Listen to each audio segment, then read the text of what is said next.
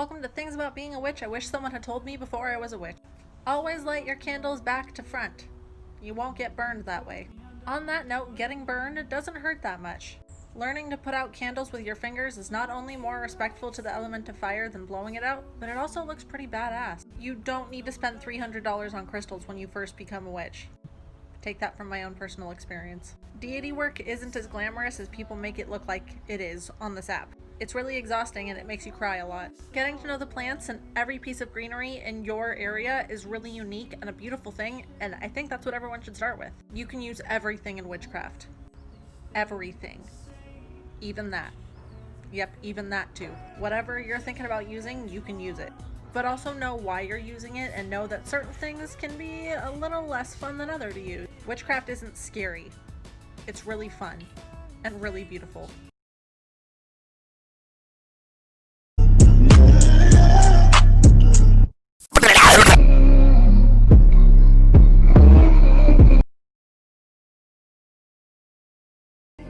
Inside her new Balenciaga, cigarettes in tiny liquor bottles, just what you'd expect.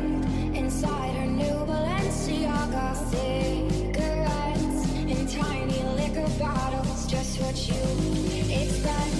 Inside her new Balenciaga, cigarettes in tiny liquor bottles, just what you'd expect. Inside her new Balenciaga.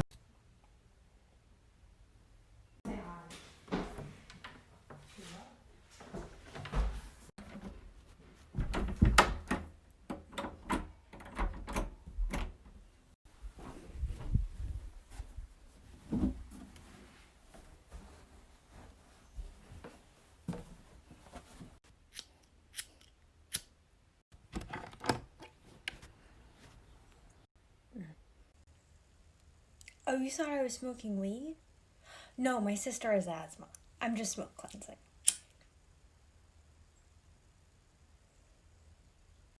Witchy things that people do that they don't even know are witchy. Part 2. Knocking on wood. In Celtic religions, they believed that fairies lived in the trees, so therefore they would knock on the wood to make sure they were in good spirits with the fairies. Covering your mouth to yawn.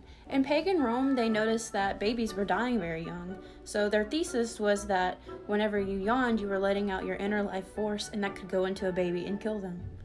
Crossing your fingers for good luck. So pagan traditions, they wouldn't actually cross their fingers the way that we do.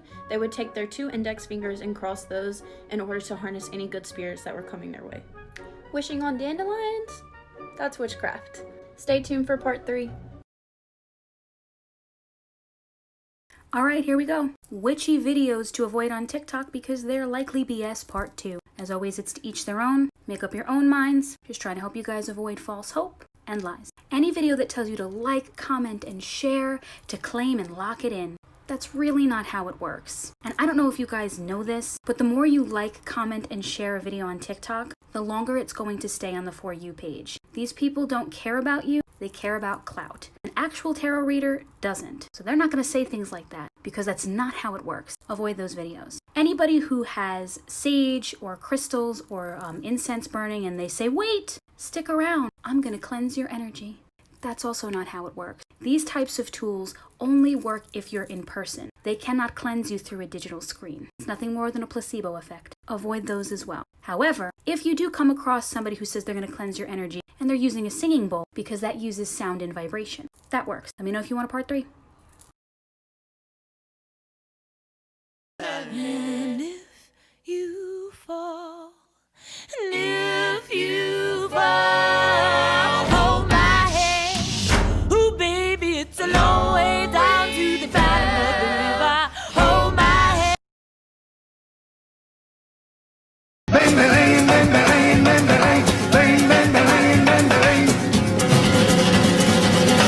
Bamboleo, bamboleo. I know my girlfriend is a witch.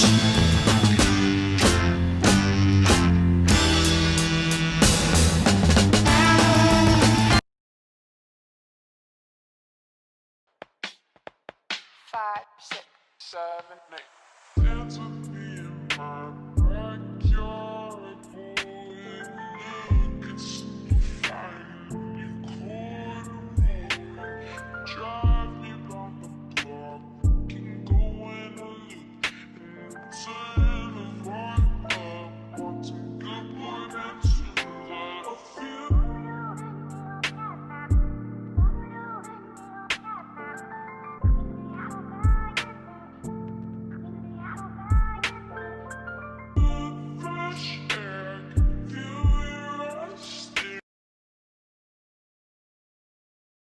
let's not worry about tomorrow, na, na, na, na.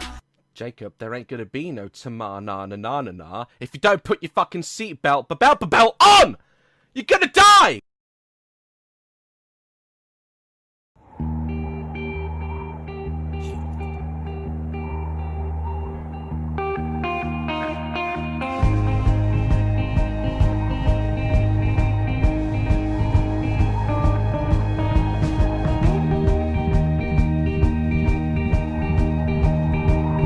The red sandstone it fell.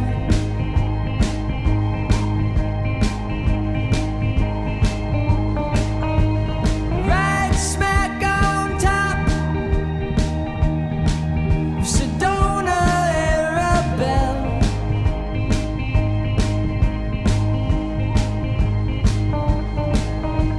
When John Ford said, won't you hop on into the stagecoach, baby, gonna take you for a spin, oh, whoa, whoa, whoa. Well, hey, little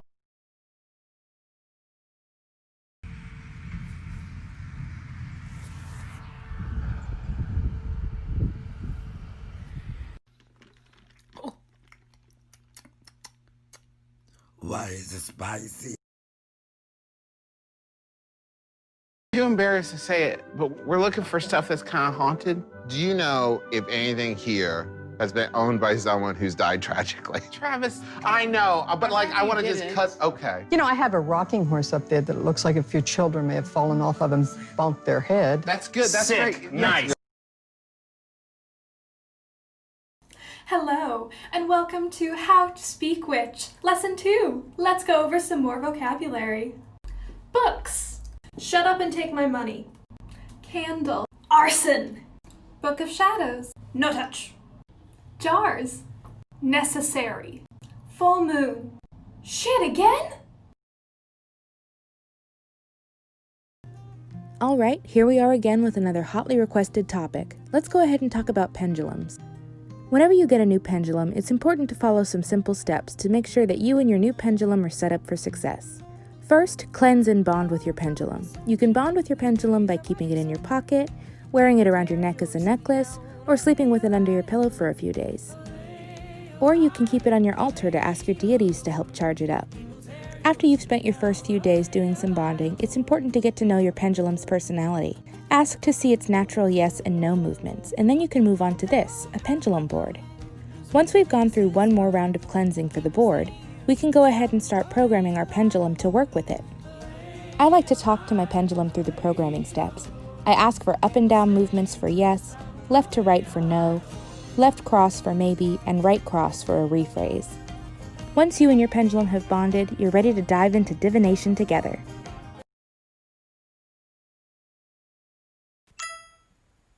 There's no fire. My candles.